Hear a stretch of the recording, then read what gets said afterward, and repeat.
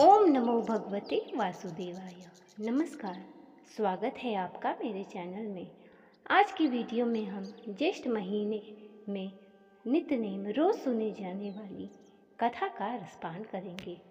उससे पहले यदि आप चैनल पर नए आए हैं तो चैनल को लाइक, शेयर और सब्सक्राइब ज़रूर करें।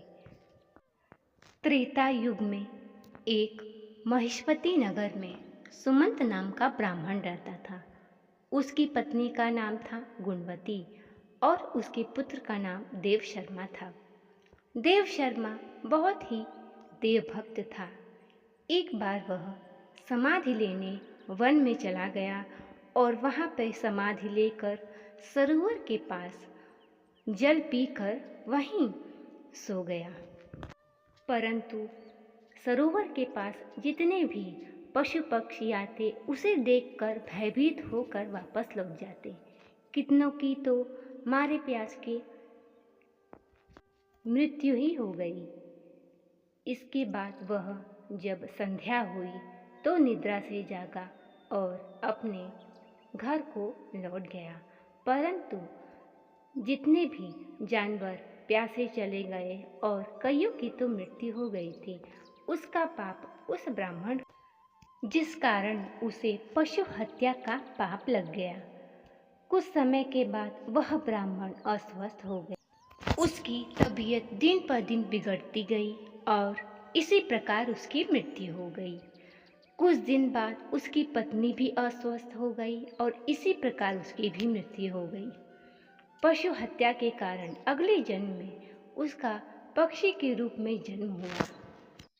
पक्षी यानी जातक के रूप में उसका जन्म हुआ और उसे इस जन्म में काफ़ी यातनाएं भोगनी पड़ती थी।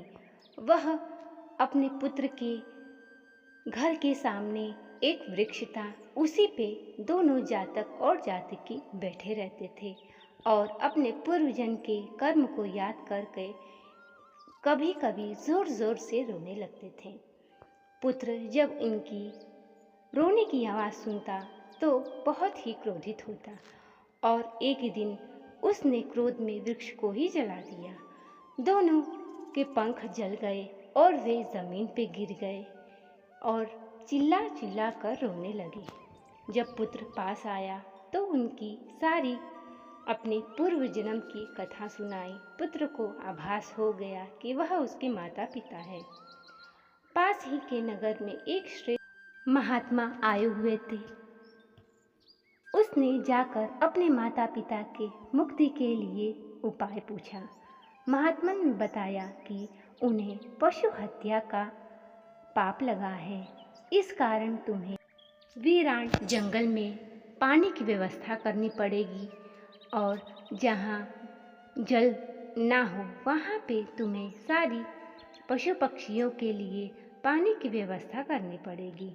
इस प्रकार वह हर जगह वीरान जंगल में पानी की व्यवस्था करने लगा और पशु पक्षियों को पानी की व्यवस्था करने से उसके माता पिता के पूर्व जन्म के पशु हत्या का पाप टल गया और वे दोनों स्वर्ग को चले गए। हे विष्णु भगवान, जैसे उनका उद्धार किया वैसे ही जो भी यह कथा पढ़े उसके पाप कट जाए और उसका भी उद्धार करना। ये कथा सुनने मात्र से वैकुंठ लोक की प्राप्ति होती है। इस प्रकार ज्येष्ठ महीने में दान पुण्य के कार्य करने से शुभ फलों की प्राप्ति होती है। ज्येष्ठ माह में पंखे, जूते, चप्पल, खीरा, सत्तू, अन्न का दान करना चाहिए। ऐसा करने से देव देवता प्रसन्न होते हैं, जिससे जीवन में उन्नति होती है।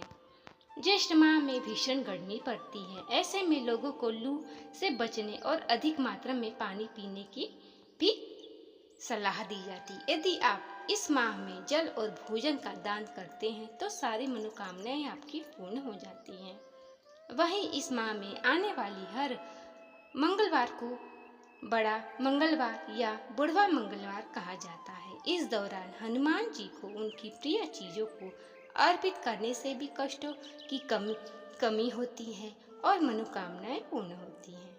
ज्येष्ठ माह में ज़रूर आपको इन कार्यों को करना चाहिए। भगवान विष्णु की पूजा करना शुभ होता है। इस दौरान माँ लक्ष्मी और शिव जी की पूजा भी करनी चाहिए। इसके दौरान उन मन के मंत्रों का जाप करने से मन को शांति मिलती है।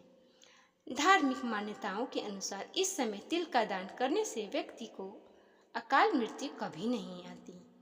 तो दोस्तों, ये था आज का वीडियो पसंद आया हो चैनल को लाइक शेयर सब्सक्राइब करें और कमेंट में जय भगवान विष्णु, जय माँ लक्ष्मी लिखना ना भूलें।